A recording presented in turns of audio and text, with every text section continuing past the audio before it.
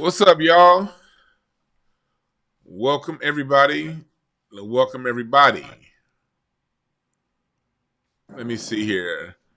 Um, oh, I see what's going on. Oh, damn it.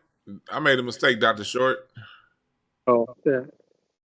Oh, there it is. Okay, now we good. We good on YouTube. We good on YouTube. We good on YouTube. I thought I had the shit on because I did a show earlier that was like offline, and I thought I had it on.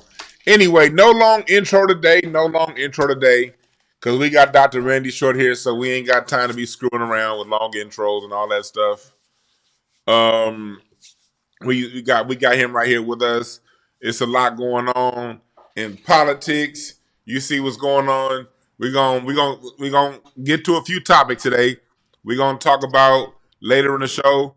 Uh, Karen Bass letting go the lesbian fired person and the DEI infighting that's going on over there for those people. We're gonna talk about that. We're gonna talk about Trump and his coon plantation celebration yesterday. And then, but first off, before we get to any of that nonsense, that's not nonsense. It's fun. It's still political. But before we get to that, we got to start with the real thing. Today is the 60th anniversary of the death of Malcolm X, and I'm glad, Dr. Short. I'm glad you told me about this topic today about wanting to do this topic because it's just been on my mind in the recent past. Like my generation, millennials, we saw the movie Malcolm X when we were 10, going into our teen years, and our some people, if you're a little younger than me, you're high single digits. But we all, for the most part, if you were born in the '80s, by the time you got to high school, you saw the movie Malcolm X. So he was introduced to us by your generation, Gen X, because like we talked about before, the baby boomers like to act like he didn't exist until recently, but they were always, we're Dr. King, and they, for the most part, tried to write X out of history, but it was Generation X that came up and re-brought Malcolm X back to the forefront. But now you see there's nothing else really major since the movie. And we have now a generation that's under 30 that really don't know much about this man and who he is. And so I've just been thinking about that. Dr. Short, I've been talking long enough. First, I want to get your recollections on Malcolm X and what he means. And then from there, go wherever you want to go with it. Okay. Well, perhaps my earliest recollection in my life, Malcolm X was killed today in 1965. I was born 5 days early on February 9th, 1965. My projected birth date was Valentine's Day, but I was born earlier. But, and it took me years to make sense of it. 60 years ago today, my father found a way to get my brother and my mother away from the house so he could cry over Malcolm X's assassination. My dad was born 1941, died in 2011, and I can assure you, the only thing I can ever recall my father crying over, ever, sobbing, is Malcolm X's death. And my dad's a Pentecostal minister. I did not know anything as a baby. I just remember my dad crying for an hour, repeating Malcolm X's name.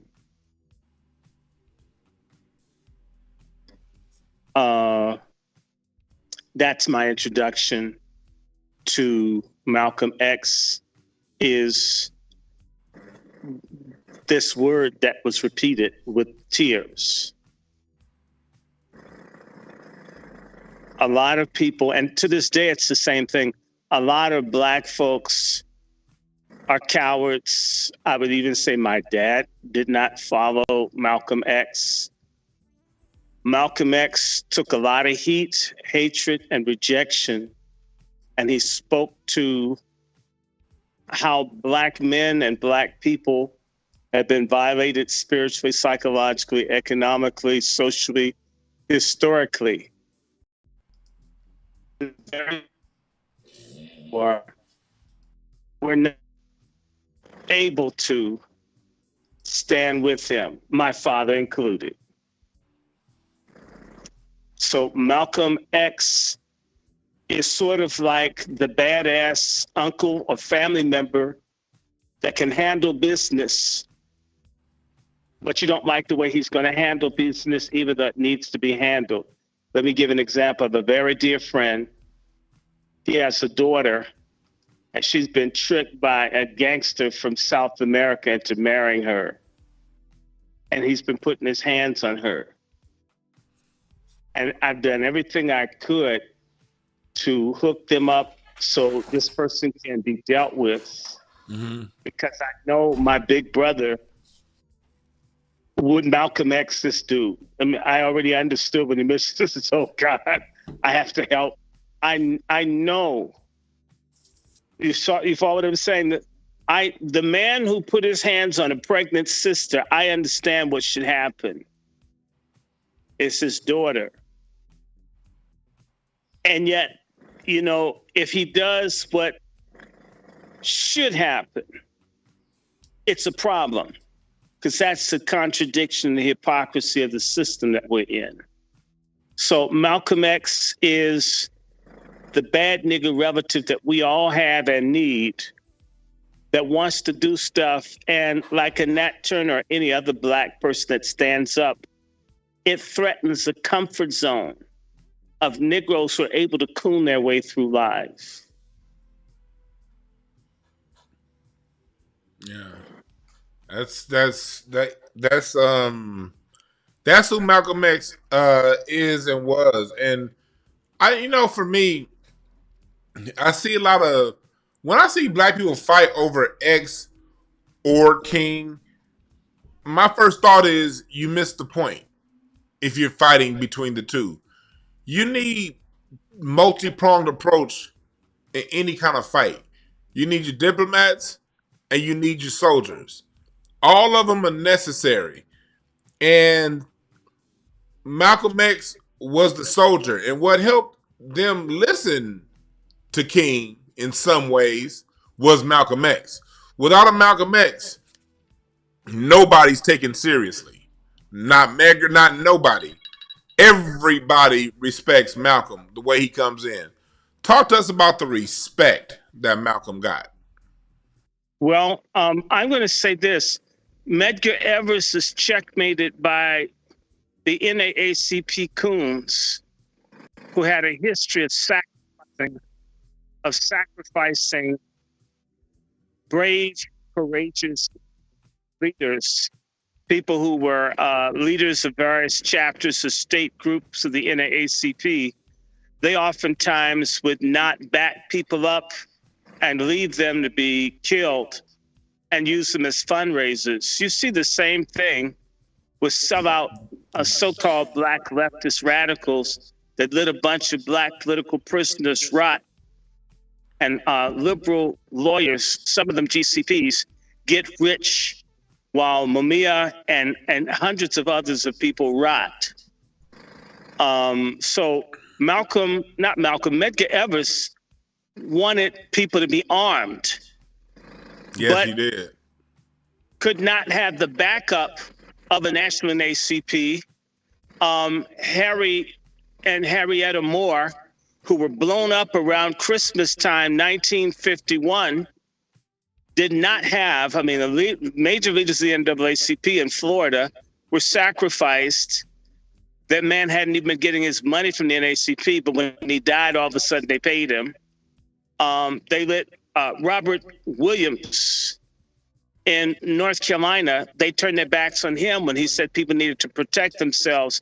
A lot of people, there is a conflict in America between a black man or woman that knows what they have to do because of the circumstances, and then Negroes who are nowhere near the theater of war dictating to people the terms of engagement, sort of like being a public school teacher, which I've been, where you have the Negroes in the office who aren't dealing with the bastard, hard-headed kids that need to get the shit kicked out of them, and someone's telling you how to do classroom management, and you're not in the class. Mm-hmm. So it's not that other people didn't want to stand up, and Robert Williams, like Malcolm X, a lot of people, the problem is, and in reality, Malcolm X was betrayed, Dr. King was betrayed, Robert Williams was betrayed, Harry and Henrietta Moore were betrayed, Medgar Evers was betrayed, the Boule, the Greek letter, Prince Hall Mason, filthy, trashy, tithe pirate, nigger preachers, whichever denomination, these people are basically, their wealth is connected to Black people not getting their reparations and justice. And the few Black people who have some education or concern for the masses of Black folks are class enemies to the so-called successful, talented 10th Negroes. And so you always have to understand that 9 out of 10 Negroes that have made it would put 100 blades in your back before a Klansman would. And then the rank and file Negroes, just to say the masses of Black people are goofy and stupid as shit, don't have an idea. If Jesus came to die for them, they'd say, why don't he just get a blunt and have a Popeye's chicken sandwich and chill? So anyone that dares step into the role of trying to be a leader in our community has taken a suicidal fool's errand. They're taking an oath of poverty, hatred, rejection, and obscurity. Because cowardice and betrayal is the currency of Black American people for right now. I got some breaking news, Dr. Short, and it's right in alignment with what you're talking about, speaking about cowardice. The California Black legislature here, as you know, they sell those sellout coon punks. You know who you are. I see some of y'all bitch ass niggas in person. And you know me, I'm non-violent, so I don't come with nothing. I don't even come to these people's faces. But I am at these meetings. I am around some of these people. These bitch-ass, black-ass lawmakers here in California, they're going around and they took the reparations and they did not take it up before committee. They did not allow it to be put up for a vote last year when they were going into session because punk-ass Gavin Newsom threatened those punk ass niggas, and they chose not to allow it to go to a vote. Well, as of 30 minutes ago, Republican lawmaker Bill Essay, a Latino, put it up there for the Freedmen Affairs. This same Republican Latino was the one that was willing to bring this thing up for a vote last year. When the black people, when the punk ass black people got scared of the governor, this same Latino was the one that called for a vote, but he couldn't get a second by them old weird ass niggas in the caucus. So we just got the Latino Republican lawmaker as of 30 minutes ago. We gotta tell the truth because it's right in alignment with what Dr. Short is talking about. Scared niggas. Thank my councilman Stephen Bradford, the person I have the power to vote in. He's the one that authored the bill. So my particular vote is good. But the areas that I don't live in, that I can't vote in, they thwarted that last year. Now you got Republican lawmaker Bill Essay just introduced the affairs for Freedmen, the Bureau for Freedmen Affairs. And the reason why this is so important here in California was because the Bureau of Freedmen Affairs had a mandate of making sure that there's a Freedmen Affairs that only works with Black Americans that have been here since the year 1900 on back. And them sorry coon ass niggas, the ones that Dr. Short be talking about, did not allow it to go through. And we just had a Republican push it through. Dr. Short, you left? You there? Here. Oh, you here? Okay, now you just went off camera. Um, Yes. well, Dr. Short is still here. It says you're off camera. Let's see here. Let's see Yeah, I'm here. still here. Okay, let me turn my camera off. Okay, so there you are. There you are. So I want to know, with that being said, Dr. Short, and that sort of ties into, and we'll get back to Malcolm X, but that ties into what this plantation celebration that we see up here at the White House with Donald Trump. You We mean also saw that make America coon again? we see that, and we saw the bullshit. But I'll take it. Thing that Donald Trump did yesterday, honoring Harriet Tubman, Frederick Douglass, Kobe Bryant. Did you see that? I mean, dude, I want some damn reparations. You did this celebration, but at the same time, they're no longer going to keep records of cops that murdered black people in real time. Oh yeah, they taking all that shit out. That's what my question was gonna be.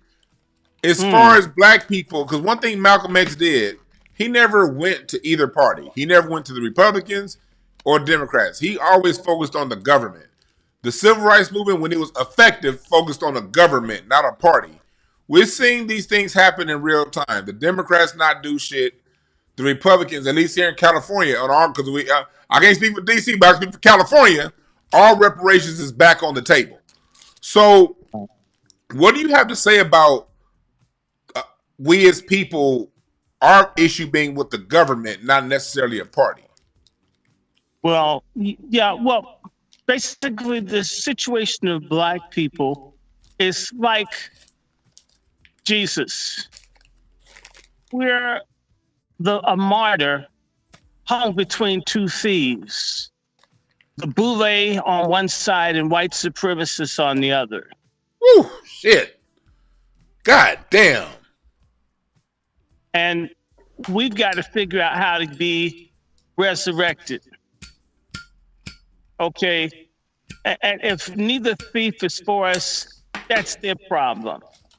See, the real issue, and I want to keep reminding people, years and years and years ago, everybody remembers Sammy Davis.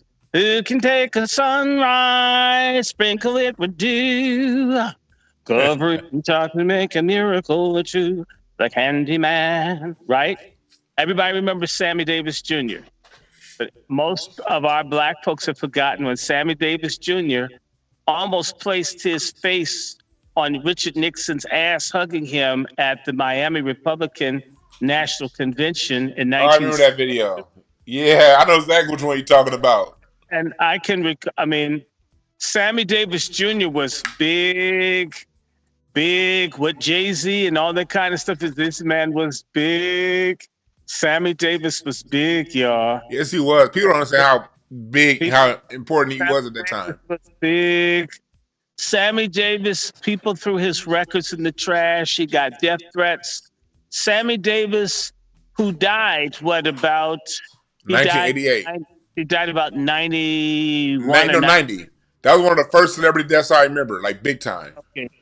Right. He died within so many years of that. Let me see, 72. So that's 80s. So he died about 12 years. No, yeah, 18 years. Because he was they died like around 89, 90. Right. He never really recovered from hugging Nixon on his ass. That's how hard black people used to be if you betrayed us. Good point. We become a disgusting, suck up group of people because, we got tricked. Black people have basically become the dick ring of the Democratic Party. We're no longer a group of people. We're basically a part of the Democratic Party coalition. And one of my dear friends that died in 2007, who was a mentor to Malcolm X, her name was Jewel Mazik. Jewel Mazik wrote in 1960 that black people were going into a new era of slavery. I think the article is called Future Trends. It's very hard to get your hands on it, but it's in the Mormon Spingarn Library, special collection at Howard. And she said that blacks under the Democratic Party would go into a new era of slavery. She wrote this in 1960, 65 years ago. We've been re-enslaved under the party that was for slavery. I'm not saying the Republicans are friends. Remember, I said we're martyred Jesus hung between two thieves.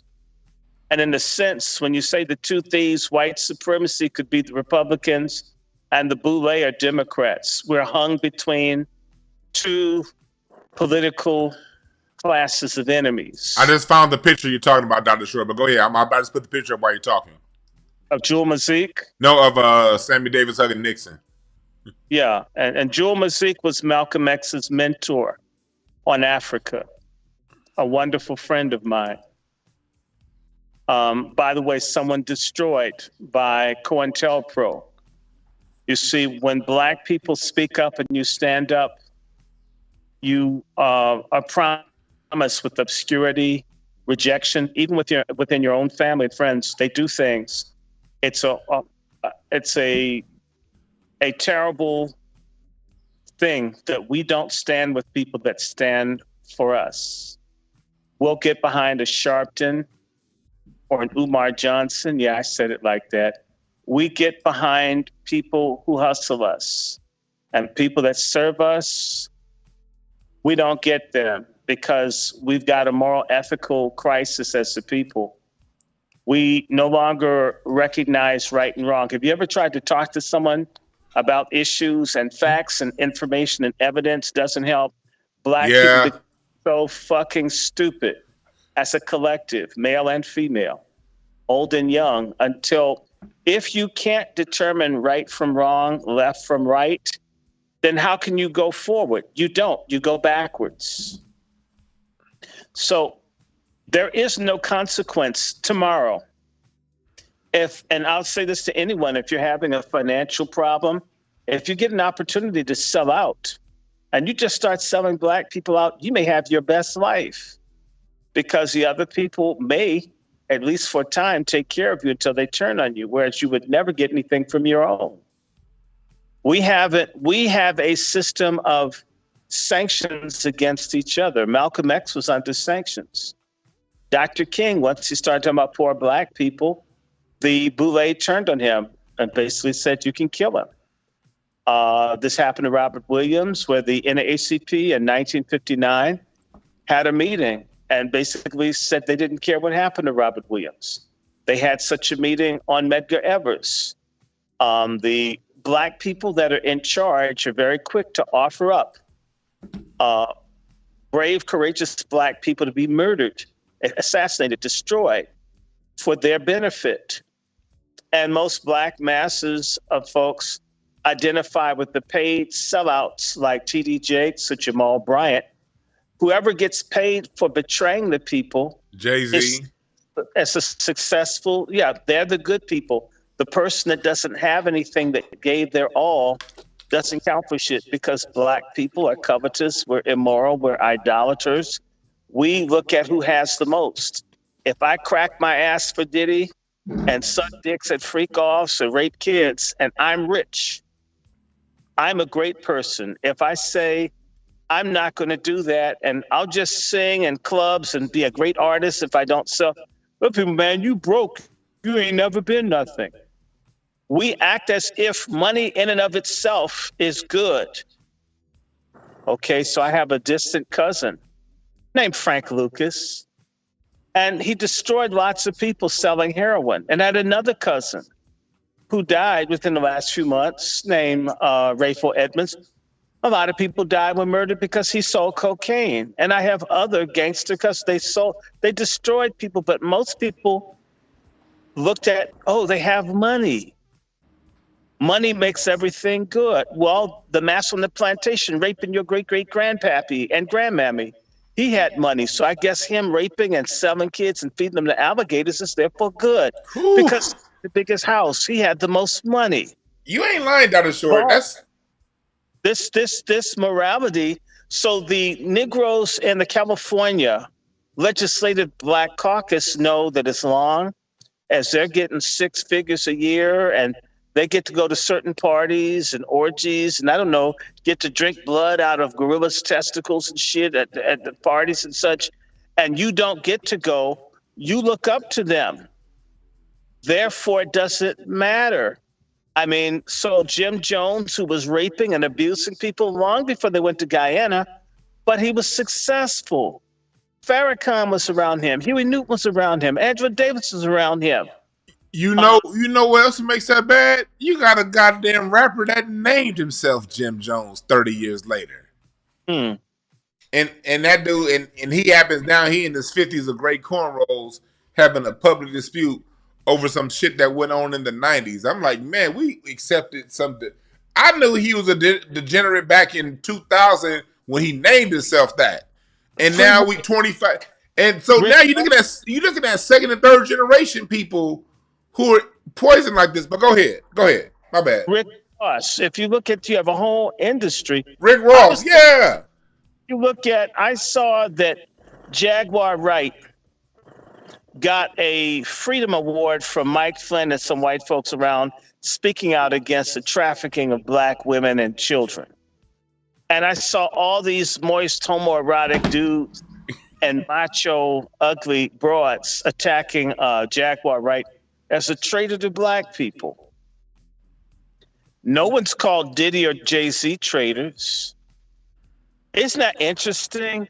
Jaguar, for getting one award from the Republicans, is an enemy to black people for forever.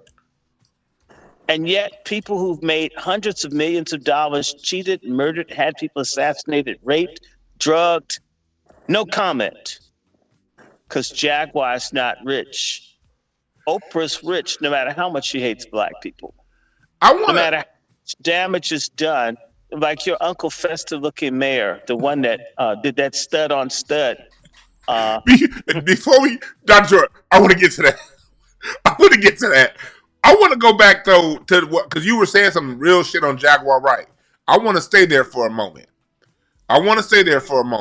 Because yeah, man, salute to Jaguar because I was talking to a friend of mine yesterday about the whole.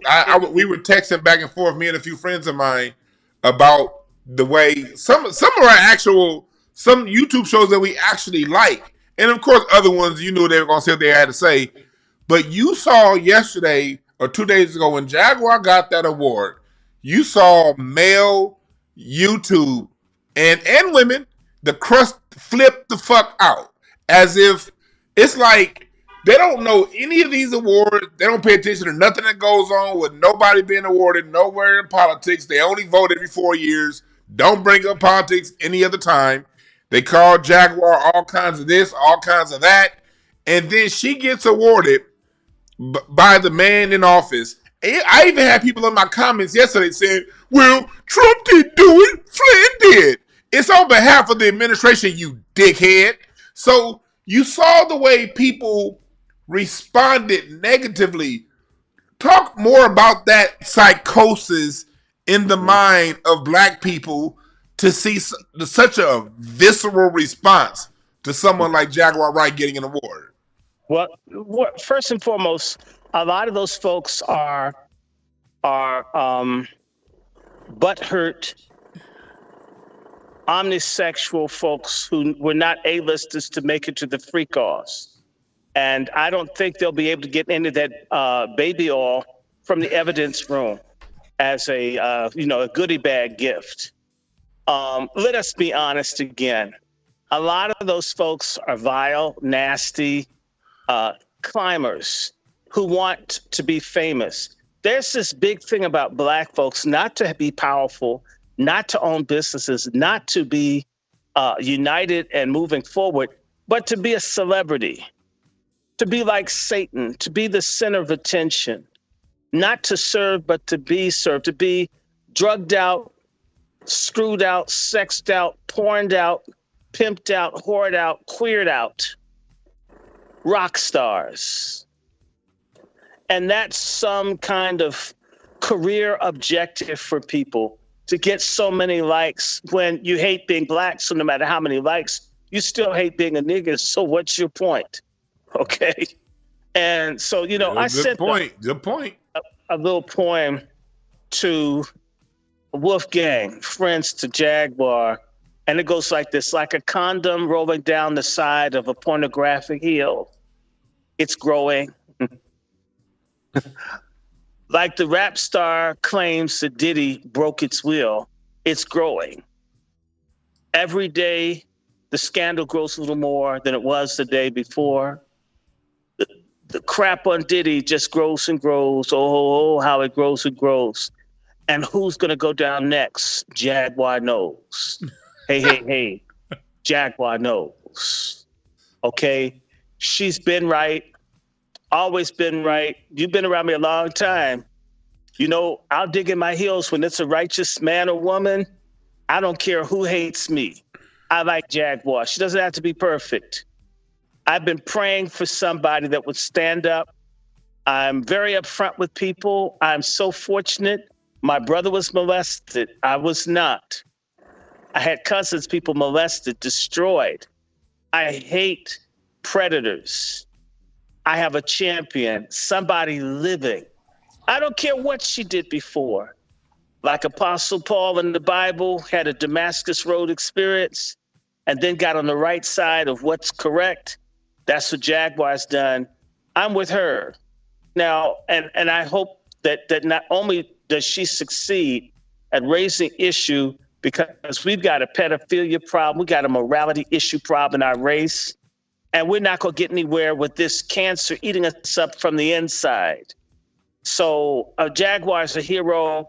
All those people can kiss my ass. And any man, you can't be straight as a black man. You've got to be some kind of person that either eats bowel movement or sucks dick. To attack Jaguar Wright, you must be unnatural. Because a real man would want to defend innocent black women and babies. Malcolm X would have done it. Nat Turner would have done it. Dr. King would have done it. And you're with the GCPs and the others that want our kids to be a damn homoerotic party piece dartboard, to be exploited and destroyed and drugged out. What kind of monsters we have in our race? Some of y'all should swing from the lamppost.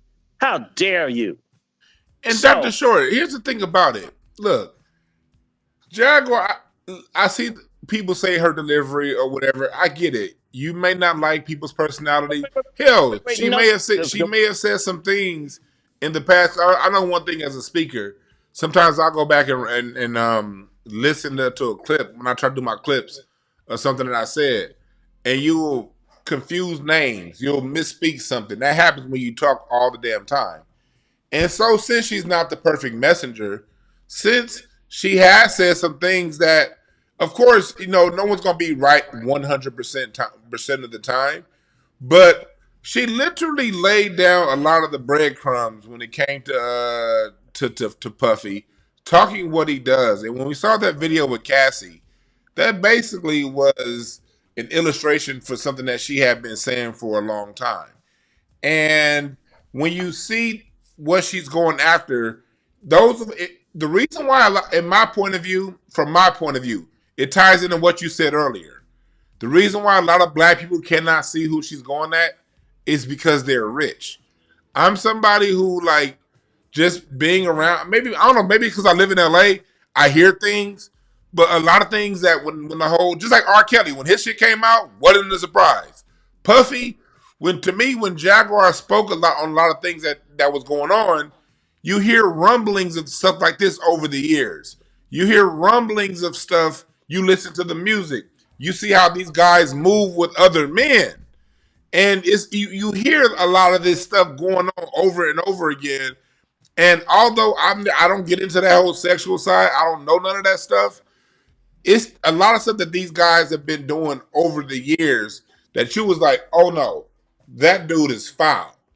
And the money was never something that got in my way of seeing a lot of the foul stuff a lot of these dudes have been doing. But as far as Black America goes, I'm not talking about people who just don't believe. If you choose not to believe, that's fine. Those people do exist. But the majority of people I saw talking about Jaguar, their conclusion was, Puffy got all that money. Why he got to do that? Because of his money. And they allowed the money to cover and clout the judgment every time, Dr. Short. Has it been that way always? Like, Sure, it's been. It goes back, if you read Frederick Douglass's slave narrative, the slaves would compete and boast about whose master had the most money, whose master had the most cash, and how lucky they were as slaves. These guys are beating, raping them, but my master got a bigger house than yours. We're idolaters. That's why I talk about God and morality. Okay, it does too matter. There is a such thing as sin and evil. Sure, there is. and here's the thing: people are acting like it's like I'm over here doing because I'm writing my books. I'm doing more research, and I'm writing this book. I'm reading this book right now that came out back in 1991 called Hitman.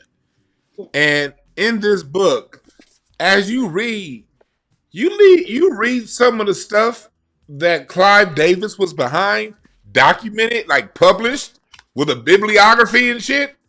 You read some of the shit that he was behind in the 80s and the 70s, Dick Asher. You look at a lot of these people in the music, the man, the white dude that owned Casablanca Records that released so many dope ass Parliament albums. You see Bogats, you Neil Bogats. Bill Bogats, how he was Yeah. how he was releasing music that was outside of the vibration that the other white folks want to release, and he was somehow unalived.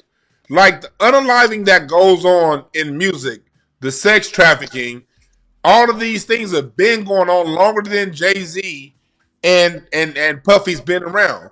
So when it comes to something like something, when it comes to somebody like a Puffy, like the minute you see him working for Clive Davis, we all know if you know, you know who Clive Davis is. If you know, you know.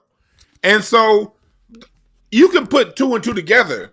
The only Negro that's going to be allowed to access certain levels around these thugs, they not clean. They just not clean, yo.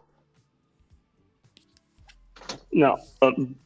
I think you would help tremendously if you told people who Neil Bogarts introduced to the world, because when you say it, it ain't real. So you have to say the person that made Donna Summer got destroyed. Donna Summer wasn't supposed to break through because what Clive Davis does is he wants to be the pimp of all the black women in the music business. That's how he has Jennifer Hudson. He had Phyllis Hyman. He destroyed Whitney Houston. And since he couldn't get Donna Summer, he destroyed Casablanca and ripped it up, forced them out. Let's just be honest.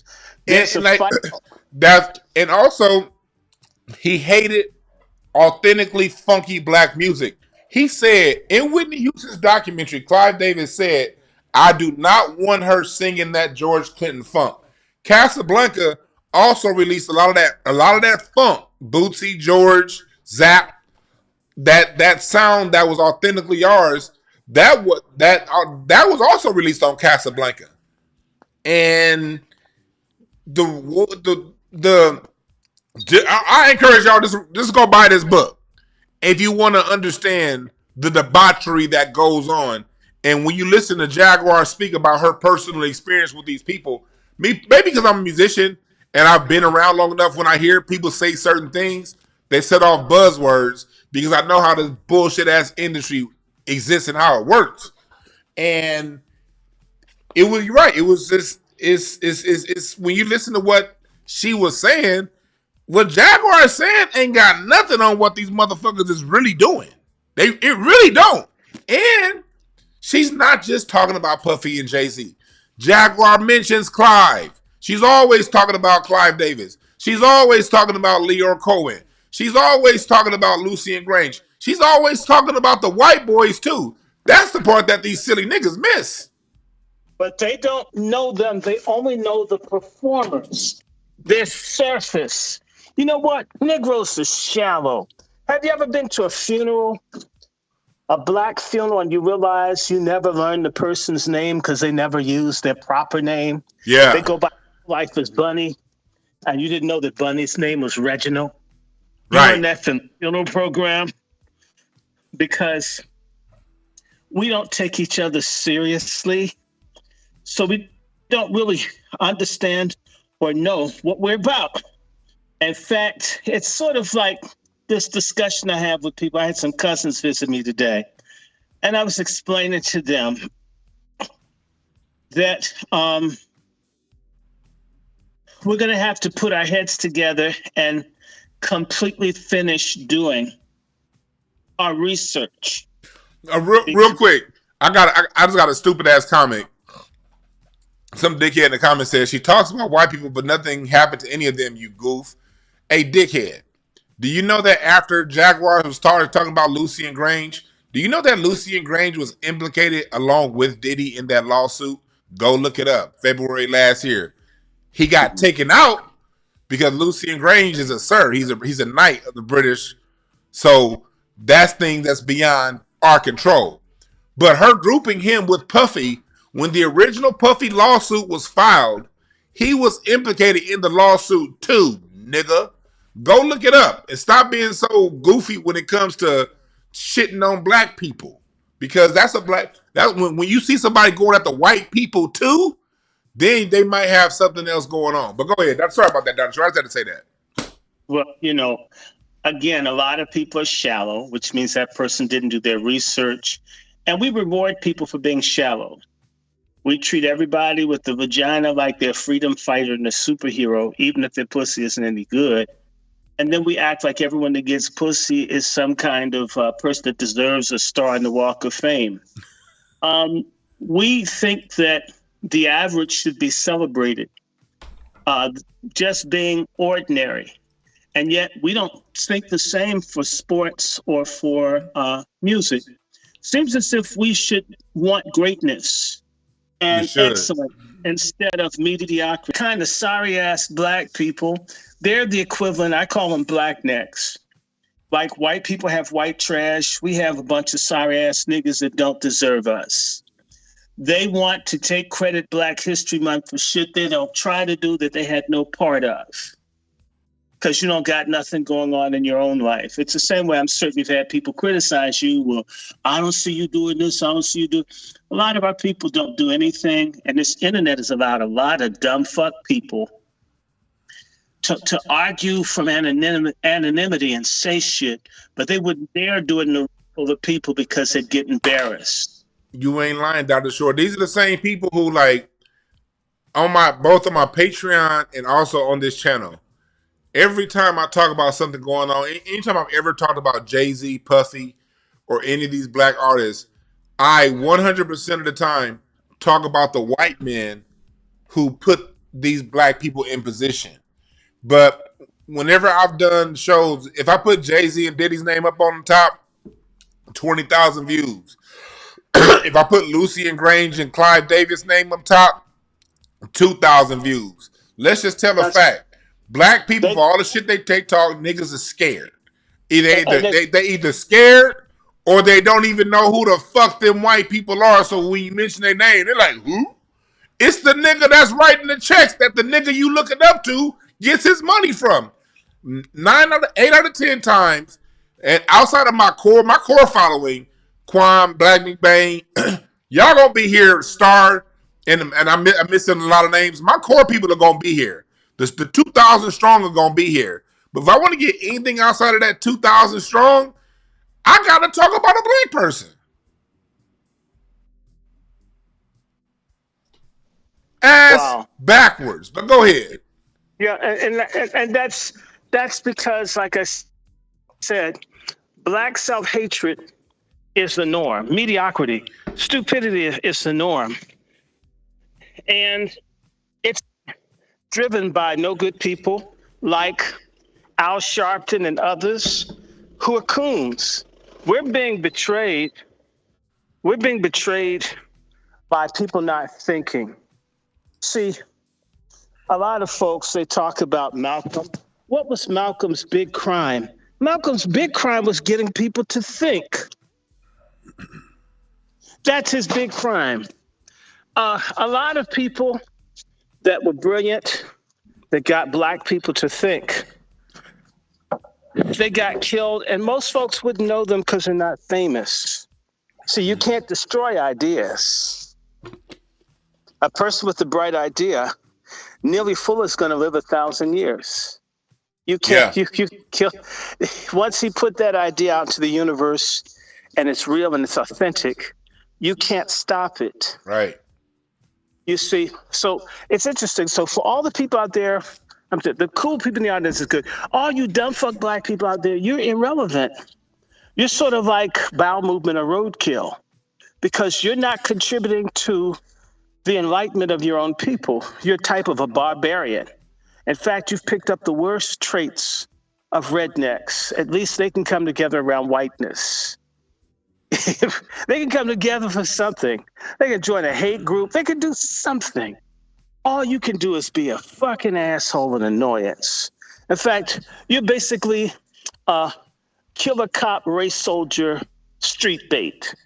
In fact, the best thing that could ever happen to some of you is get the shit kicked out of you and then someone get a video and you get on the news. That would be like Powerball. Maybe we could get some folks to wake up because they saw you get your ass kicked.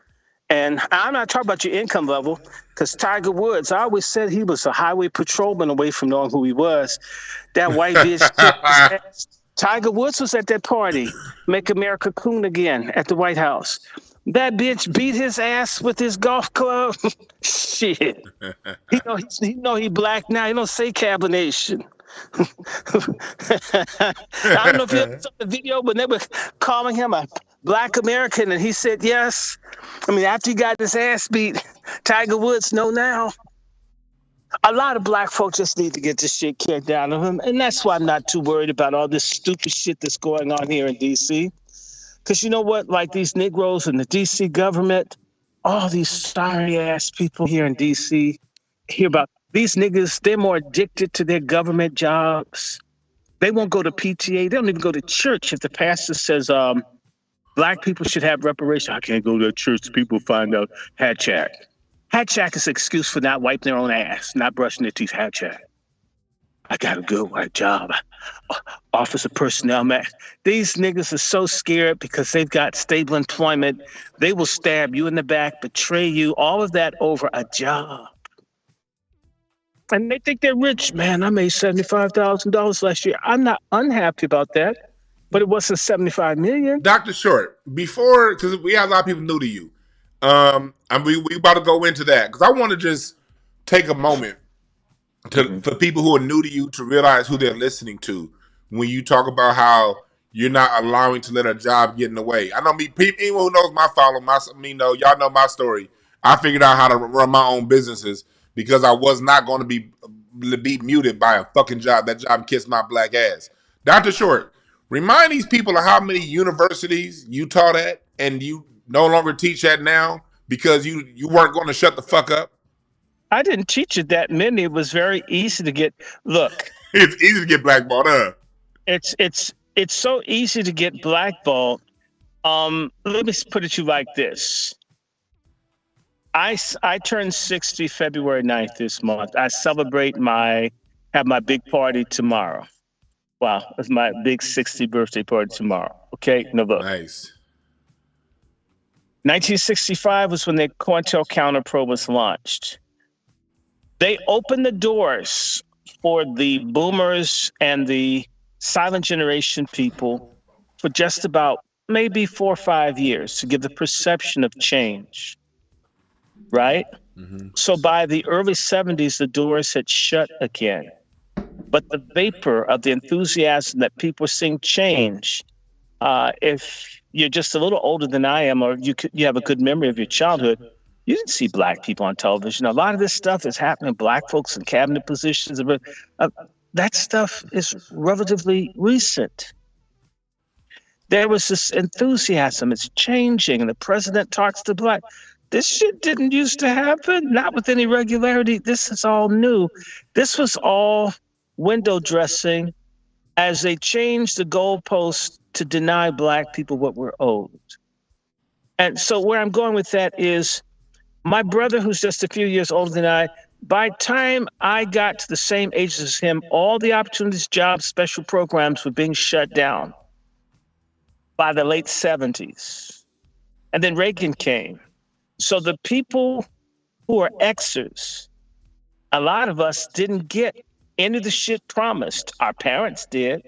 People a couple of 10, 12 years older than us did, but not us. People 5 or 6 years older, people born on the other side of 65 that were old enough to get into things that were there, got it. And when it came to us, they were gone. And they did just enough to trick the people that were a couple years ahead of us to say, all you need to just do is go and apply. But when we went to apply, it was all gone. We never got to do it for the most part. Or if you did, the terms of engagement is you had to be some kind of slave. You could be a Catholic, you could be a coon conservative, a coon liberal, a coon communist, you could be gay, or you could be a feminist. Or you could be a boule Negro. There could be any of those above. And so if I refused to be a Mason 43 years ago, they wanted me. I was on the front page of the style section of the Washington Post when I was a teenager.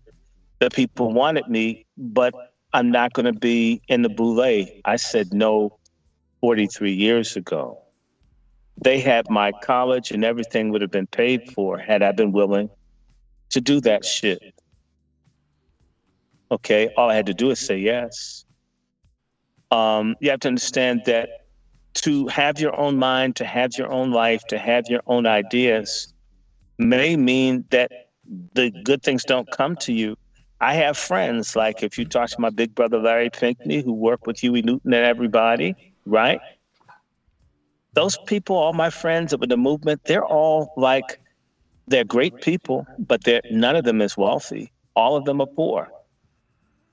All of them are very poor. They get harassed. You know, I got a donation today from Felicia. Felicia's last name is Chappelle. Her baby brother's Dave Chappelle. I love Mama Chappelle, Dave's mother, Dr. Yvonne Sion. She's still being harassed for going to the Congo to help Patrice Lumumba in 1960, 61. She's in her 80s and they're still fucking with her. People have no idea. You only have to do one thing. Stand up or say something Black. And so I would say to people, I almost got into a fight with the Undersecretary of the Department of Justice in 1981. I repeat, I almost got into a fight with the Undersecretary of the Department of Justice in 1981. 81. In his office. Because he said some racist shit and it went there. Do you understand what I'm saying to you, Dewan? Mm-hmm. Do you really think you can go in and have an argument with Mr. D'Agostino back in the Reagan era and basically almost go to blows with one of the most important agents of white supremacy and you not get your name submitted? Yeah. Are you following me? I'm following you. I'm not saying I'm in anything special, nothing like that. I'm not trying to do that. But I would also say to you, if all the people that were at Howard that were student radicals hung out at my house and were trying to get people out of jail, the Black Panthers and other people, and I guess whoever it was, and the special cars that would listen to your phones and you could hear people. And let me see. and they know which house I live in and they know all this stuff, then maybe people have been watching you since you're 10 years old, right? Not that I'm special. I'm not trying to claim anything. I'm only saying it doesn't take much to get attention. Martin Luther King went to one event that was talking about, I guess, people getting along, blacks and whites, and he got on the FBI list before he was 14 years old. That's when he got on J. Edgar Hoover's list as a teenager. I have a friend or an associate, he was going to an NAACP meeting, and someone black reported him as a 12-year-old, and he got on the list at 12. It's very easy to be bad in a society that says black people are monsters, devils. And so imagine if you're involved in things, right? And if I was involved in things as a student, and then you continue, if you don't think that their faculty, Howard University used to have people, there's a book called The CIA in Africa by Zed Press, if I have the right book.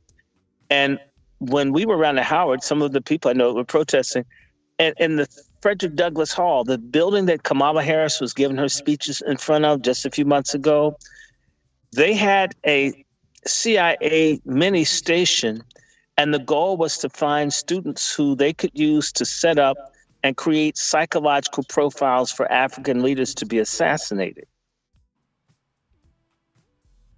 Are you following me? Yeah. I'm listening. Wow. So if you're even 10, the way these things work is if you're friends to someone that did something, they watch you too. You don't have to do anything. It's called fellow travelers. You know someone that did it, right? Literally, everyone black that has an idea in their head is probably being watched and harassed and denied jobs. And I've had people tell me, some people came to see us about you. And I'm talking about, I was doing some Republican shit, and the people want to know, who are you? They want information on you. And I'm thinking, come on. I'm not talking about throwing a Molotov cocktail or a protest or this.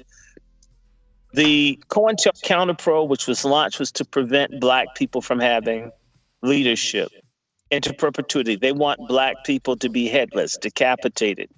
Anybody that had any potential to lead or do anything had to be stopped, had to be watched.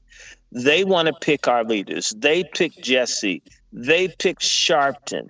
They created Black Lives Matter. If you're not operating within what they want for us, you're an enemy. You don't have to do much. The fact that you didn't get on the plantation, you're not wearing chains, then we can't trust you. I think you've heard the filmmaker Haile Gerima Sankofa. I know you've heard of this film.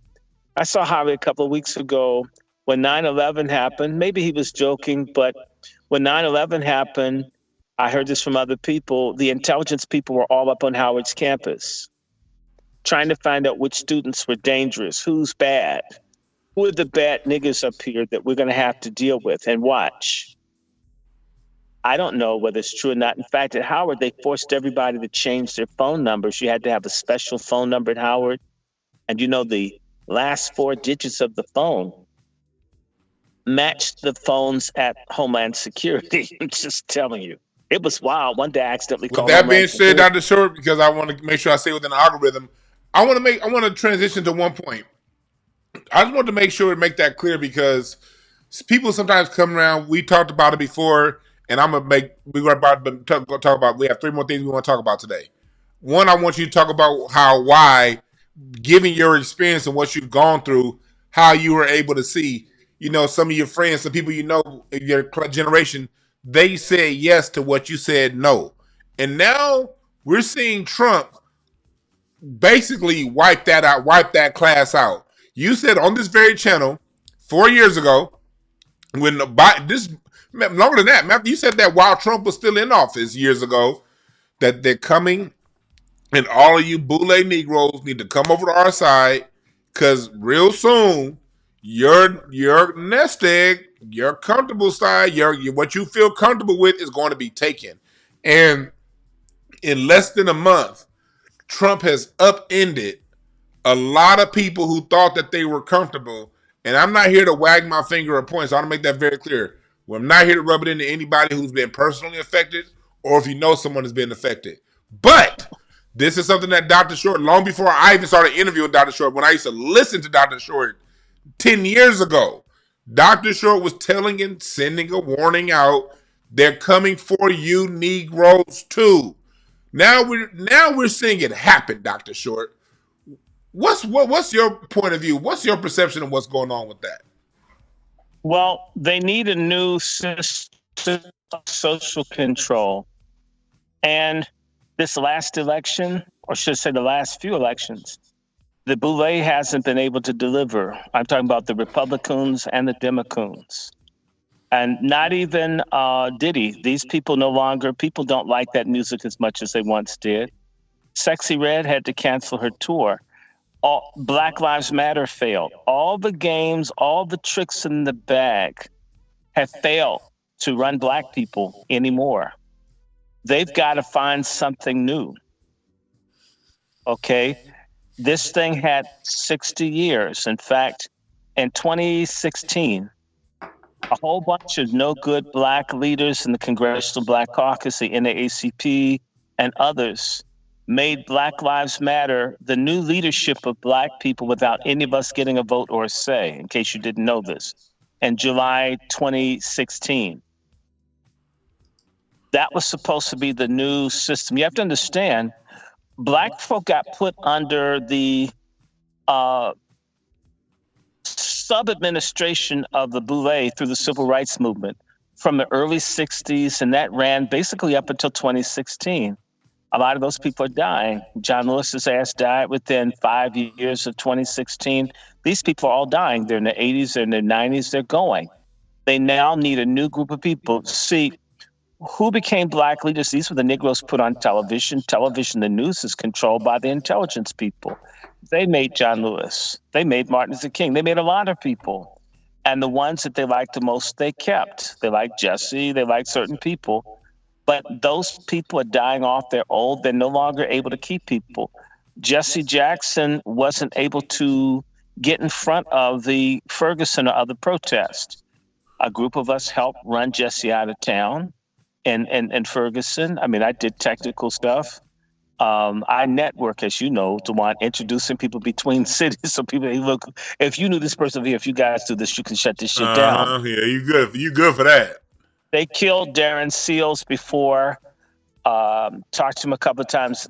They killed off a bunch of leadership, but they didn't get everybody because this stuff is all over the country because people can't deal with these goddamn racist cops and these ineffective blue cities.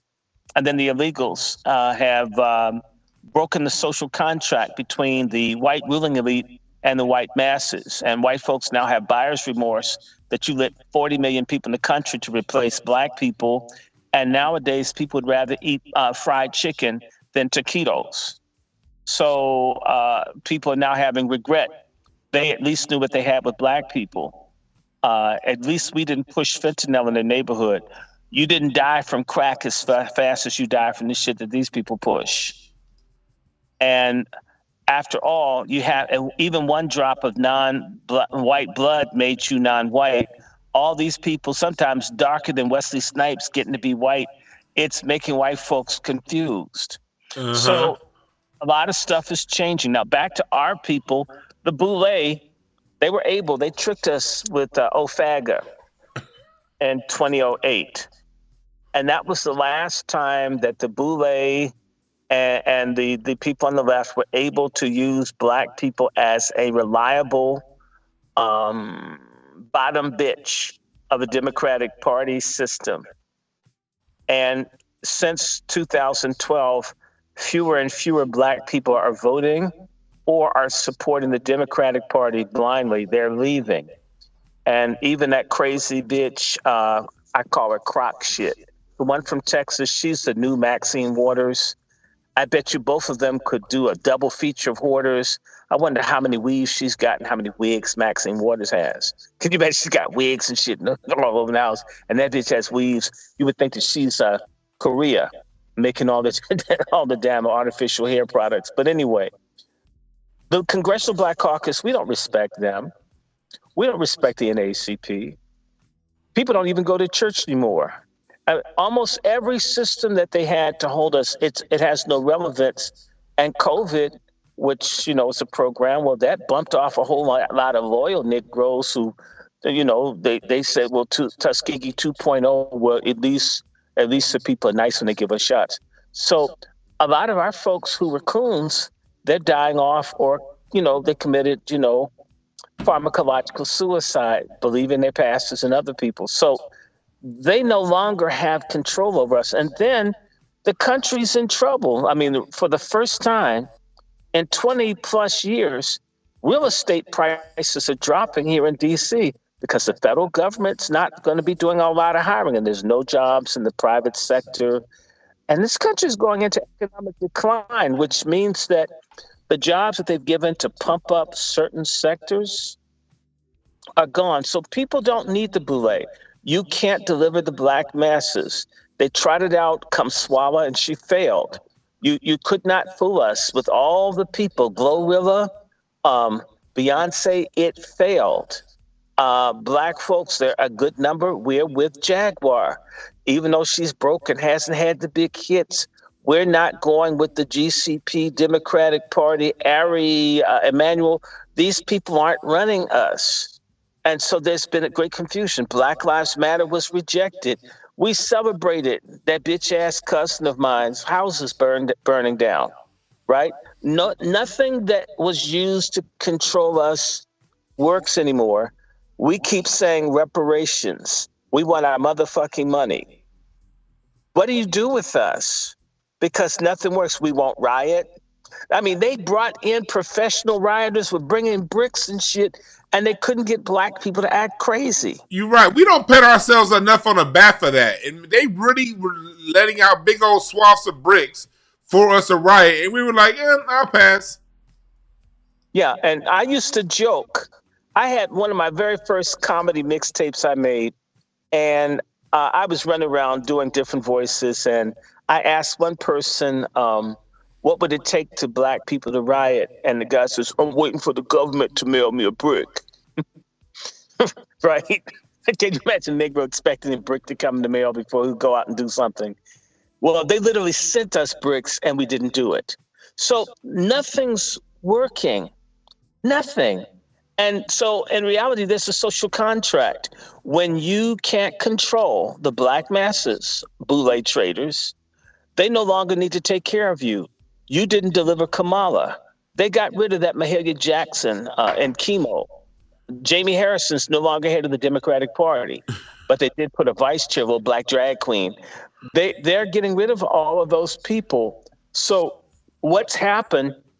The black elite is no longer a reliable ally. And by the way, these white folks are so insecure. Most people forget 7 out of 10 white Americans are above the age of 50. They're dying people. They're very insecure. 11% of white people between the ages of 49 and 20, if it's that many, because white folks lie about their numbers. They grab other people and count them as white who don't see themselves as white. So you could be 75% of white folks could be above the age of 50. That's a dying people. So when people are dying, they're insecure. They can't trust the boule, and they're more paranoid. They consider talking about the Tuskegee Airmen as a threat to white power when these guys were servants of white power, just them being black. They're upset about DEI, and, I consider DEI, dykes eat it. Okay. I mean, so, because I want to get 2 more things tonight. I want to get to One, yesterday's White House plantation celebration. Your point of Oh, view on that, and then we're gonna get to the last to Uncle Fester firing the firing. But I want to talk about they, the plantation celebration first.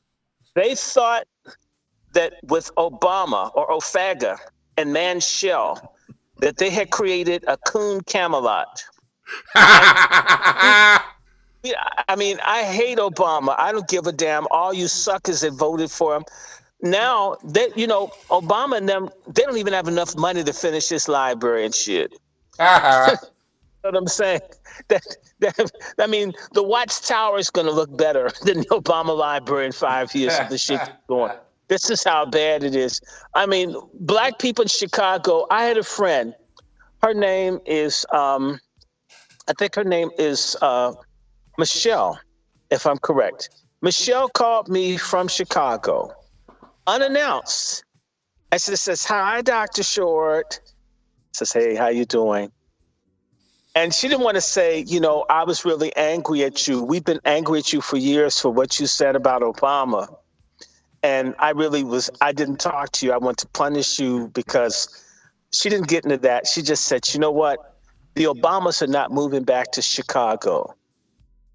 We hate them." And this lady is a nice church lady. And she says, "I know some of the nicest people. And they've told the Obamas if they come back, we'll spit on them. We'll get them. They're not coming back to Chicago." It's a nice church woman. Suzanne is her name. Nice church lady. We're going to spit on them. And I was like, wow.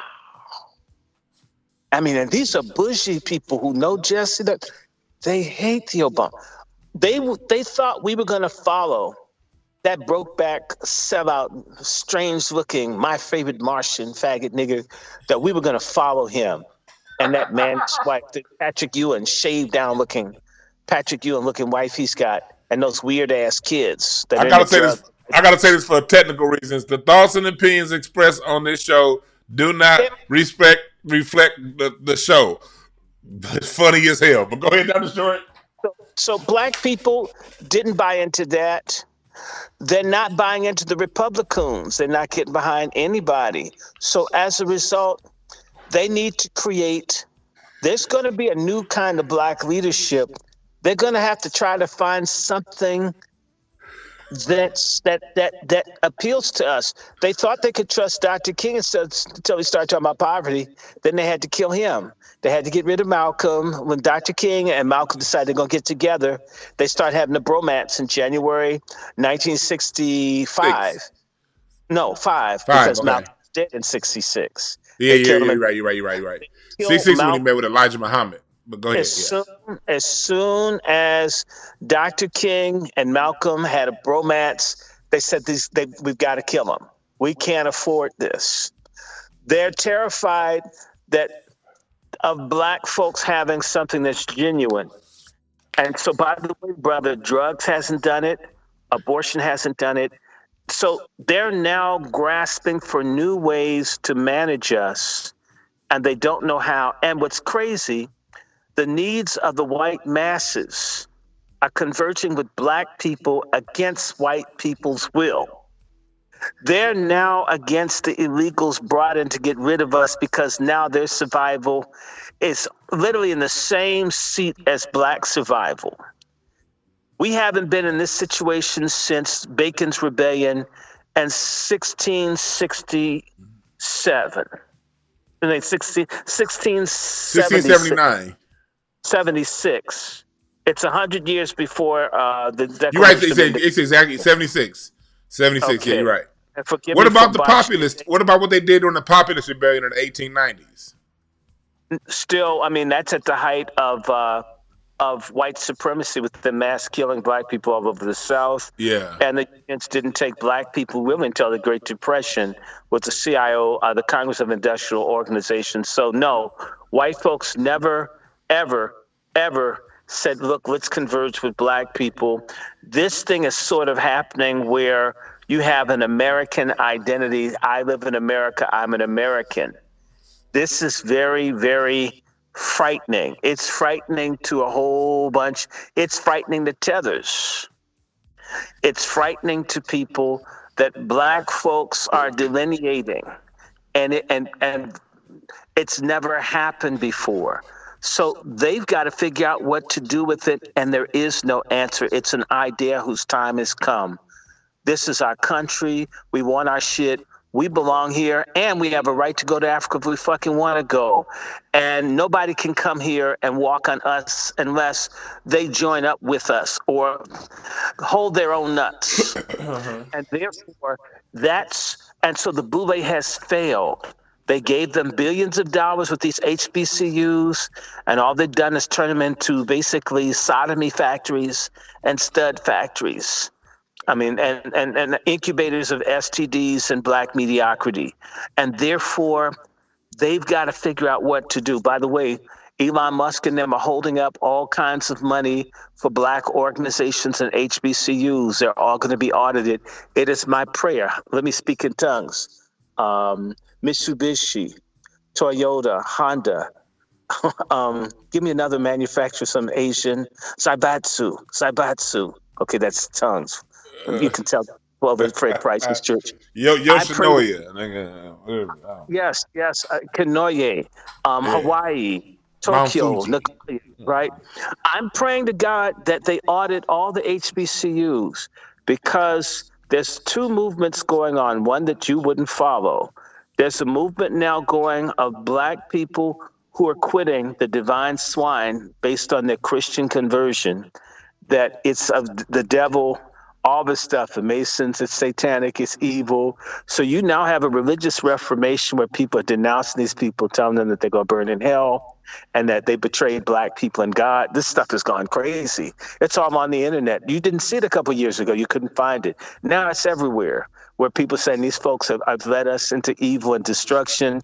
And then you have the folks who are tired of the black elite. In fact, you've convinced white people that black folks are all living like Oprah, and they're getting all this CRT money, whatever. We've never seen that shit.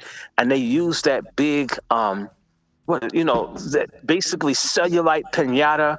What's her name? Stacey Abrams. Did you hear about the $2 billion and gold bars that Biden gave that bitch? Yeah. I mean, so you got this black, greasy warthog with billions of dollars worth of gold. Bitch can't win one election. And it's crazy. She got all that money. And it's like she got paid more than all of her fellow offensive linemen on the Dallas Cowboys. I don't think Nate Newton got that much money. God damn. She could own Golden Corral instead of eat there, but she never thought about it, right? Instead, she's got a job at Howard, probably trying to look at the young girls in there, but I thought she liked white women. But anyway, Stacey Abrams failed. People didn't get behind her. Every time they raised up one of these people, they didn't catch on. In particular, they didn't catch on with black men. Black men there's a group, maybe it's about 10 to 15% of black men get it. There's a group of about 8% of black women, the Wazis, get it. We're keeping black people alive. They thought they had lulled us to sleep with the drugs, the music, the bad food, the fluoride in the water, the poison in the chicken. Did you know chicken causes cancer? I now am no longer eating chicken. Although I'm gonna have some steak tomorrow.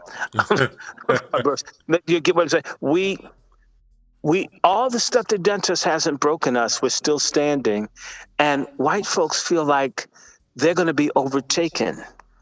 Right now, they're killing us, and you saw the folks in Ohio come after the crackers on the bridge to fight them. This kind of thing is scary if you're used to like messing over other people with impunity. And the boule, notice the boule didn't denounce them. Not even sick-ass Roland Martin. Why? If they had done that, people would have come after them. The boule no longer has respect in the black community. Now, whites don't respect them, and a huge number of blacks don't respect them. So now we're in an era where someone's going to say, like the old white folks say, somebody should do something about that nigger. For a long time, they used to say that to the boule, but now the boule can't control people. Someone like you, somebody like me, and I know other people like me, we refuse. Okay, we understand we may not financially do great, but we would never sell out our people. And we're smart. We have ideas. We've traveled.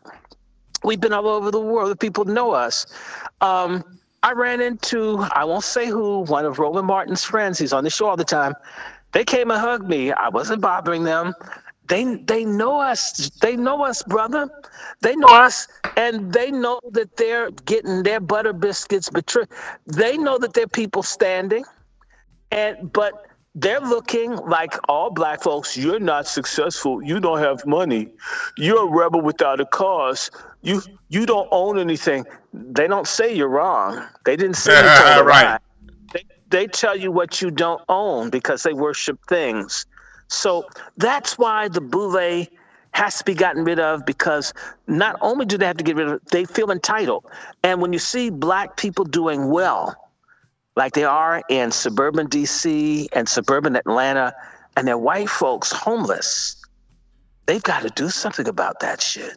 So what do you? Because white folks are jealous and haters. They don't want to see us have or succeed in anything. And Hell some of nah. them, in spite of that, so therefore, to make a human sacrifice to the white masses, they have to take down the boule. So And what do one you last, think? So how do you the think that plays into what? What do you think Trump is doing right now by inviting a different class of Negroes to the White House? What play is he making right now, Dr. Short? he's basically, it's the same play he's always made. Donald Trump couldn't give a fuck about the black elite. The same way the white elite don't accept him, the black elite don't accept Trump. Trump has always had friends that were black people that were more successful people that made something. Boxers, entertainers. Trump tends to deal with people that are doers. A Yeah. lot of black people don't do shit. So, like I'm saying, the boule has to be a human sacrifice to appease white resentment and frustration, which has happened throughout history. Reconstruction, the progressive era, the, Yeah. the and it's happening again. Now, here's what I'm going to say to you: Trump, and I know this, the Platinum Plan and every other thing that Trump and them do. Trump does not like the black elite, and the black elite disrespected him at the NABJ. If you don't think he knows what that situation is, as Donald Trump's former lead advisor on urban policy, I was, some of the people around Trump really don't dig black people in general, not all, but some. But there was an effort to revamp the Platinum Plan. I was giving ideas. This guy, Steve Miller, doesn't dig black people. There are a range of people around Trump that don't like black people, including Eat My Butt, or Elon Musk, as you would say.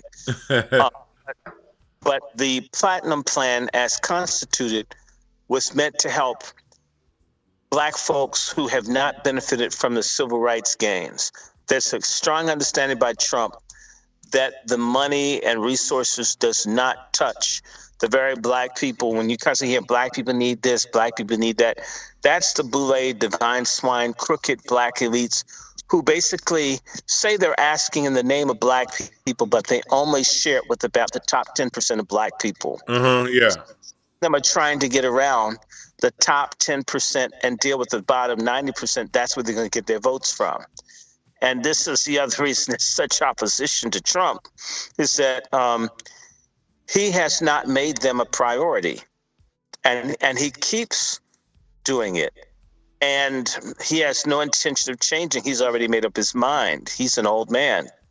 So what's happened, the other hatred for Trump by the black elite, is that he's put, not for white people, but for black people, he's looking out for black Main Street, not for black Wall Street.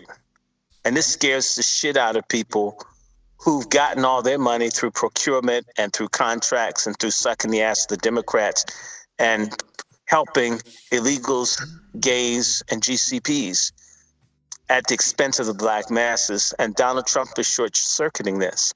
That has to be very frightening to these people. It should be. Be afraid, sell out niggas. Y'all should lose everything what y'all did to us. Fuck y'all. That's right, Dr. Short, which I want to get to my last topic before we get out of here. Karen Bass, Mayor Karen Bass here in Los Angeles. Uncle Fester. Well, there's a DEI hire is that's what they call her, the fire captain. She was someone that here in LA that they were parading around saying that, oh, look at her, she's this and she's a man, woman, blah blah blah. Well, apparently she sent about 100 firefighters home at a time they shouldn't have been sent home. And now Mayor Karen Bass, y'all see her picture here on the computer on the screen, and you see the I don't know if it's trans. I don't know if she's a man. I don't know if she's trans. I don't know. I don't want to be disrespectful because they say you see here that she got fired, and then earlier this week in San Diego there was like another fire person, lesbian lady who was killed by her girlfriend. And you know we got our questions about Karen Bass, you know, because we never see her really. You know, she was married. So what are we seeing right here, Dr. Shorty? Are we seeing uh, them going at it within the DEI people, the people who had all these other categories that they've been elected on? We're starting to see this. What's going on? What are we seeing right here, Dr. Short? I don't know. I'm just asking questions. We did a show a long time ago called Stud Wars. We did. And hey, Star, in the chat room, if you sit in there, Star, see if you can find that link to Stud Wars. But go ahead. Look, studs just want to have fun, right? And sometimes, you know, you want to do like, I don't know, musical vulvas where you want to swap out the carpet that you've been munching. And nobody likes rejection. So, you know, another stud bites the dust. San Diego. But I would say if you're a fire chief in Los Angeles, when you're a woman and you look like Milton Berle and drag, you really should stay home, okay? She does look like Milton Berle, and she's not competent. And they seem to have this epidemic of these weird-looking women. In D.C., our chief of police, she looks like James Earl Jones with a weave. And she's a stud. So you have all of these studs that done more effectively. I'm gonna say that there's some shit that women don't do as well as men. I don't give a fuck if you don't like it. I hate feminism. I hate it. HATE, feminism. Me. That's my opinion. Tell YouTube. I don't care. I hate feminism. Destroy that shit. I still need to set my copies of The Color Purple on fire. I'm gonna make a video. Alice Walker's birthday is the same as mine. Go to hell, Alice Walker. And I just want to know whose cooch tastes better, black or white. If I meet you, I'd ask you. She may have an opinion on that. These studs are miserable. It's not normal for a woman to go through life hating men, trying to look like one. Make up your mind. If you hate men, why not be a woman? And lesbians have a lot more violence. They're more likely to get divorced. And they make up a significant percentage of the domestic violence. They make it seem as if it's just a man-woman thing. I mean, women beat the shit out of each other, okay? And they do. They make up maybe 25% of the domestic violence in this country of women beating women. Oh, wow. But you damn, that's high. That's a high percentage. It's high because women are crazy as shit. And in domestic violence, my friend, Canadian Senator Ann Cools, did research that women are more likely to throw the first punch in relationships. Women are often the first ones to strike out. Believe it or not, women take the first jab. I'm not saying that there aren't no good men out here that put their hands on women. We had that conversation earlier in this conversation. I don't like for men beating on women. But what I want to say is there's a lot of women are pepperheads. They're quick to swing, to hit. And domestic violence is portrayed. Real quick, Dr. Short, just to go on what you said, I just want people, because I see people in the chat room thinking you just hating. So I'm going to let you finish. I just want to throw something up. I just want to throw something up there because I was able to pull this up real fast. Domestic violence, 44% of lesbian women and 61% of bisexual report physical violence. 26% of gay men, 37% of bisexual men. So I just want to make it clear, because it's my channel, that when we talk about these things, I want to make it very clear to people. This is a solution-based channel, and part of solutions is to tell the fucking truth about what's going on. And so sometimes there are going to be things that's brought up on this channel that you're not used to hearing other places. And because, yeah, I crack jokes. Dr. Short cracks jokes. We're Black Americans. That's our culture. Our culture is to talk a little bit of shit, and then when we tell them some truth, to drop a little bit of fun in it, because that's culturally what we do as Black people. So I respect LGBTQ culture. I respect other cultures, but you got to damn well respect my culture. And it's not about minimizing, harming, hurting. It's about these things are really happening, so we're going to have to talk about it. And I'm not going to be bullied off from talking about it because I have family members that are in the LGBTQ community.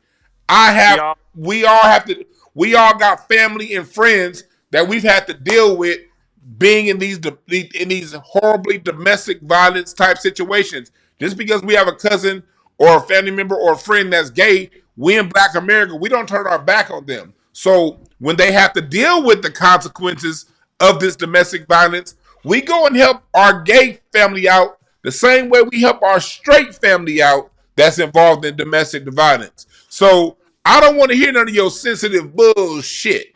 We can talk about it because we all got to deal with it. Go ahead, Dr. Short. As with a family full of studs, I don't care what people think about what I just said. I know what I'm saying is real, and I've watched violence for a lifetime, and I'm not going to lie to anybody or for anybody. And I would tell you one of the things that really blew my mind, Dewan, there was a guy who was in the network of people that my parents knew, because my parents are fine arts majors. If you're a fine arts major at Howard, you know gay people. There's just no, forget about a straight world. There's no such thing. And one of the guys went to do some trade, and white dude, I think, blew this black man's head off while he was getting his dick sucked. Nothing ever done. That was shocking. Because I'm talking about like 50 years ago. I was saying crazy shit. These guys kill these black. It's just awful. So no, there's a lot of violence in the gay realm. I don't hate anyone. I had a big brother who, and when he'd leave the house, you're hoping that he wouldn't go out looking for someone, hoping that nobody would kill him or stab him or rob him. The gay thing is hard. It's hard. If you have friends or family and they're out there cruising, it's very painful, because that person can go out and meet someone, take them back. And I had a teacher that didn't like me. His name is Dr. Clifford Brown, Howard University Department of History. He didn't like me. He was trying to fuck the students. And I saw him trying to solicit sex on Halloween in 1986. And he rolled his eyes and made this noise when he saw me on the corner of Euclid and 14th Street. That's Malcolm X Park, by the way. He's cruising across the street from his house, his apartment. And I saw him the following year. And I was walked to the history department at Douglas Hall at Howard, and he saw me. He made that same noise. I was so mad. I went in and I told a couple of teachers, you know what? Dr. Brown, he's not going to live long. I saw him cruising on Halloween. I mean, he has a death wish. And all the people dismissed me, right? Segue to maybe April 1987, same year. I was in the library looking at some of the books I used to do a paper in this class. I began to get mad. He should have given me an A, but he didn't. Went back to my dorm room, fell asleep, but I had the TV on because I wanted to hear the news. And they said, a Howard University professor. And I said, Clifford. And it said Fleming Brown was found badly decomposed. Some man had chopped this man up like a Salisbury steak. Ew. And I can give other stories like this. Yeah, you don't see any things happen, but I want to get back to the whole Mayor Bass. My fundamental point is that life they've airbrushed the shit out of that life. People get killed, people get beaten, people That's get true. robbed, That's all true. kinds of stuff. How dare someone make you out to be a bigot when you're praying, hoping that your friends or your family, that they don't get hurt by something out in that dark gay world that they inhabit. It's not the straight person that will do it. It's dark gay people.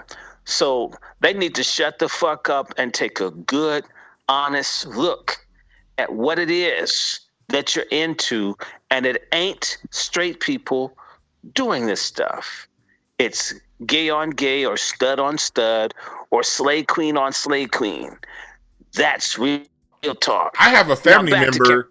I have a family member who's bi, and she was pregnant, and it was her girlfriend that basically beat the baby out of her because she was mad and just. I mean, and that's not the all my years working with families. That was the first time it affected my family, but all my years working with people, I've heard that story more than a dozen times. Yeah, no, and that's not a judgment. Like I said, I'm angry. The young man that got his head blown off never got justice. Whoever killed Clifford Brown never got charged. Okay, I may not have liked Dr. Brown, but he didn't deserve to be slaughtered. Okay, so this isn't a voice. So, yeah, they killed the faggot. No, my thing is, damn. But I'm real. You are out, and that stuff is dark.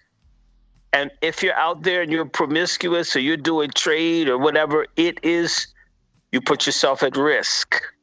Just deal with that. You don't like that, grow up. And there are other things that go with it. I could start giving you horror stories of things that have happened to people, and you really didn't want that to happen to someone, but sort of other people, and folk thought they were going to someone and they had people. And I'm thinking about the studs. I knew one named JJ whose girlfriend cheated on her. So she had some studs gang rape her girlfriend for cheating on her. This is Okay, stuff. yeah. I want to have that word come up, but yeah, I want to get that back to to what's going on with Karen Bass, because I'm seeing Okay. the reason here's for the chat room and the people listening. The reason why I brought that up was because Mayor Karen Bass fired the lady, and I saw on Twitter a lot of people trying to make it out to be, because Karen Bass is black, trying to make it seem as, oh, look at this black woman. Why did she have to fire this LGBTQ fire chief? Is there here in LA? They're trying to make this into a sex thing, and it's like almost as if they'll allow the sexuality to go ahead of the act. And the act was there was over 100 firefighters, according to the papers, that she told to go home the night that LA caught on fire. And it was because of what she did, Mayor Karen Bass fired her. But what's happening here in LA is they're trying to make it like what they do with the media out here, and I'm sure they do it around the rest of the country. What they do is, if someone from that community makes a mistake, I'm not saying that woman did it on purpose, but she made a mistake. But when people make a mistake from that community, it's almost as if their sexuality shields them from any kind of prosecution or persecution. So I wanted to talk to Dr. Randy Short today about that whole situation, because I know he's been talking about Karen Bass since the moment she got elected. But I had to bring that part up because it's like, we're not about to sit here and say, oh, because of a person's sexual preference, everything is all innocent and they should be judged by a different standard. No, they have issues like we got issues, which means they have to be judged by the same standards we're judged by, because we all got issues. It ain't no innocent people in this whole thing. But go ahead, Dr. Short, tell me what you think about that. Yeah, people shouldn't be judged by the content of their cum, but the content of their performance. Now, aside from Karen Bass looking like Trevor Noah with Down syndrome, and her wearing suits that look like she's gone to Today's Man and gotten the short and fat clothes. Remember that white suit she had on? Looked like she was Cuban mafia and shit. That was a man's suit. and she's a Delta, and a whole lot of Deltas. I call them what's it? Delta hanger instead of Delta Sigma Theta because they're all for abortion and crazy stuff, and a bunch of them are studs. Karen Bass is my enemy, and Karen Bass is for all the gay stuff. So that's ridiculous. And you know what? If you want to see a black community be destroyed, let that city become super gay friendly. San Francisco, Washington, Cleveland, Ohio, anywhere where white gays come in, they're some of the most racist people of all in the country. And they always have, and a bunch of them are Nazis. Racist. They have a history of being incredibly cruel and vicious towards the black community. And therefore, they've got a lot of nerve and if you've ever looked at gay literature, studied or taken gay people seriously, there's a whole lot of very ugly terminology that's completely bigoted against black people. That is the norm in gay culture. So they have a lot of fucking nerve. And I could care less how they feel about Karen Bass. Okay, you voted for her because you thought she's one of you, and I think she is. Okay, and if she doesn't munch carpet, you could have fooled me if she hasn't tried it. I mean, that's just my guess. Now, Karen Bass had the right as mayor to fire people. They fire black people from jobs all the time. Gay people dog and get stuff all the time over black people. They do it all the time and put sexuality above as if it's a separate class of people, when in reality, this whole sexuality thing is a power grab of white supremacy around which orifice you put your penis in, or which orifice you lick on if you're a woman. And you're still white, and you have white power.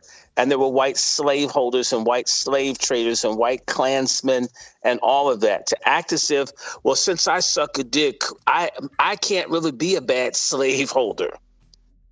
I'm a good slaveholder because I let my slave fuck me in the ass even though I own them. I mean, get the fuck out of here with that stupid ass white supremacist logic. And all of those stupid ass black folks with white lovers who are going to get jettisoned as the society changes and goes more to the right. I can't wait for all the sexuality coons, blacks who thought sucking a white dick made you equal to white people. If sucking a white dick didn't free Sally Hemings, why would it free your ass? Dummy. That's a good question. In reality, I'm sick of this. I'm so tired. All those black folks fucking white people during the Harlem Renaissance, and when the shit was over, they didn't give a damn about them. Black folks who think having sex with people in other groups is a way to integrate or to elevate are stupid.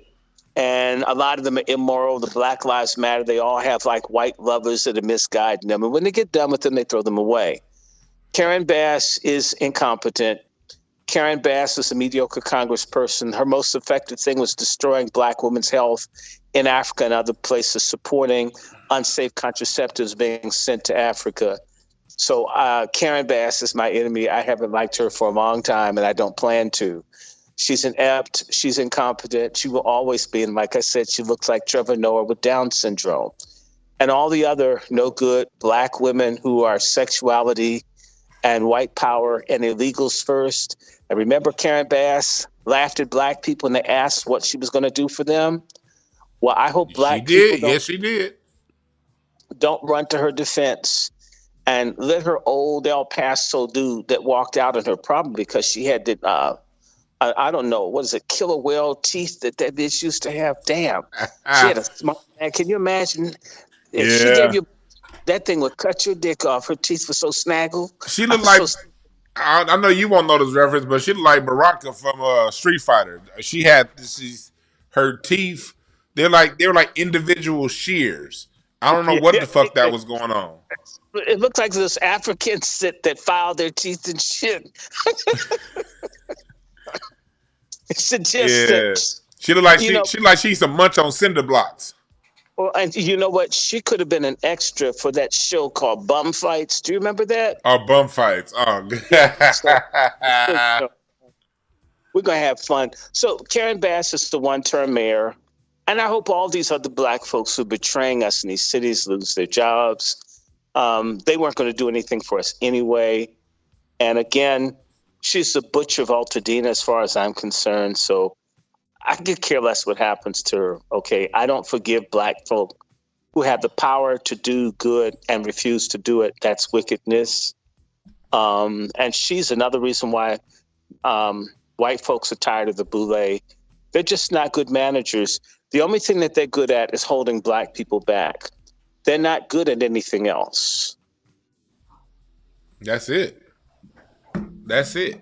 That is it. They're good at holding us back. That's it. And so, with that being said, Dr. Short, I want to thank you for again.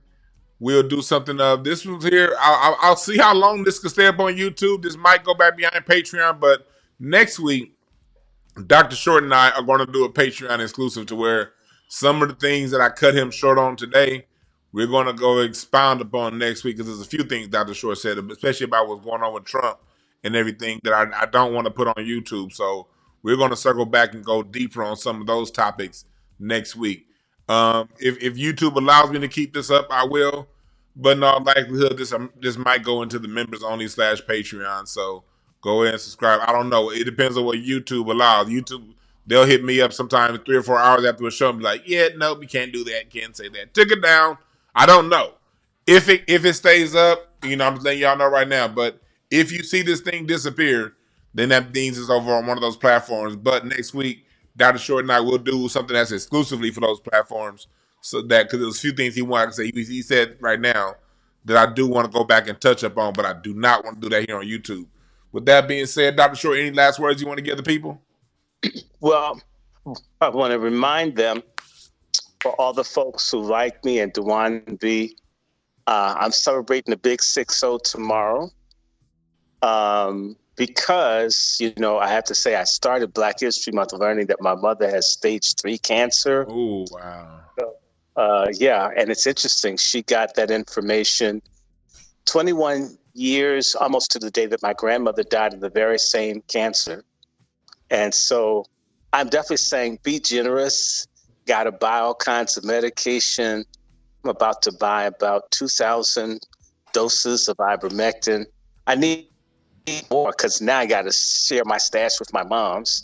But we're going to beat this. The best people that help you with cancer are herbalists. So I'm hoping to use Brother Yaki, but you just have to pay out of pocket. Your insurance, and my mother's got that fucked up insurance, United Healthcare. Oh, yeah. Long live Luigi Mangione. Shoot, I hope he gets my mother's underwriter, man. Let his ass out. We have to pay out of pocket. So anything that people do, I promise you, if it's not a book, it's going to definitely be for drugs because the shit's expensive. And it's crazy. You can have insurance. But the thing that they want to do is either sterilize you or give you chemo or put some radiation on your dick. I'm thinking my dick is not named. Pause. Yeah. So I don't want nothing radioactive. So I'm trying to do this naturally. But you just have to pay everybody out of pocket. But there are ways, and I would say to everybody, stop eating chicken. If you eat chicken, Black men, you're 4 times as likely, if not more, to get prostate cancer aggressively. So, and I'm going to be doing a show on my channel, the Angry Black Men's Book Club. I had done it. I need to come back and talk about Black Dicks Matter and some other things. We'll be talking about strategies to fight cancer. And so check out my channel. Check out our Salt Ministry. I'm going to do a sermon. It's going to be a trick of the enemy. I'll be talking about no good preachers, in particular, Take Dicks Jakes, Paula White. Some other people just need to be debunked. Paula White. And it should be Paula. Well, anyway, I'm gonna just leave that alone for now. But definitely look me up, drop me a line. If people want to donate, I have a Venmo, which is Dr. Randy Short, DrRandyShort, DrRandyShort. The same Dr. Randy Short is for Patreon, Dr. Randy Short. $, Dr. Randy Short is a Cash App. If you do Zelle or PayPal, and email, and I respond to letters, and I do genealogical research once it's warm because it's cold as hell here. You can write me at wrandyshort@gmail.com. That's my Zelle. That's my PayPal. And that's also my best email to contact me. Again, wrandyshort@gmail.com. Please support Dewan B, one of the best people out here. And I want to say a shout out to all the people on the West Coast. I'm hoping, Brother Dewan, to probably do a mother-son health trip to go to Las Vegas, be up in the mountains and just breathe some real air. And so I hope you come out and see me. Mm-hmm. I got to figure that out. But if we can get, and I'll tell everybody, if you're dealing with cancer, there's a thing called high intensity focused ultrasound. It's non-invasive and it's worthwhile to investigate it if you're dealing with cancers, especially in the early stages. It's over 70% effective, and most places take almost all the insurances, including Medicaid and Medicare, depending on where you are in the country. Be healthy, and happy birthday, Smokey Robinson, the 20th of this month. Yesterday, 19th. About Black, right? And then, of course, Huey Newton on the 17th. Yeah. And there are a whole bunch of other people. Please extend Black History Month year round. And, of course, shout out again to Nat King Cole, who died 60 years ago, February 15th. Don't sleep on Nat King Cole. He's a great Black man. My grandfather's friend. That was my grandfather's friend right there. Phenomenal. My grandfather had nothing but good things said about Nat King Cole. My grandfather talked shit about everybody. My grandfather one of the Black men who ain't got nothing to say good about his own goddamn wife, grandkids, nobody. But when it came to Nat King Cole, that was the one that my grandfather never had nothing to say about. And my grandfather knew a lot of people. Nat King Cole is, if we're going to talk about Black music real fast. I can't do too much. I got to take this dog out, but just do it real quick. Just the first #1 album on Billboard is the King Cole Trio. Mm-hmm. Long before Beyonce got a Grammy for anything, Nat King Cole, before they were giving Grammys for Song of the Year, had 3 Songs of the Year. He had Nature Boy, Mona Lisa, and Too Young. I mean, 1948. Yeah, a lot of it. I got to get out of here, Dr. Short. You guys stay white. We'll talk soon. Love and peace. All right, man. You have a good one. All right. Bye-bye. Dr. Short, he said, stay white. That should be funny as hell. Anyway, I got to get up out of here, y'all. Thank y'all again for listening. Go to thewanb.com. I extended my reading sale. Actually, no, I didn't. My reading sale. I ain't sell that sale. Go to thewanb.com. Type in back 4 more back. The number 4 more for 15% off during Black History Month for any and all merchandise. All right? Back 4 more. And that's going to be going through the end of the month at thewanb.com. All right? I still got yesterday's title up. But anyway, y'all know what it is. Thank y'all again for listening. And remember, there are no perfect messengers. Only perfect messages for those willing to pick up the game. If YouTube lets me keep this up, I'll keep it up. If not, you know where to find it. Patreon.com/DewanB. Y'all have a good one.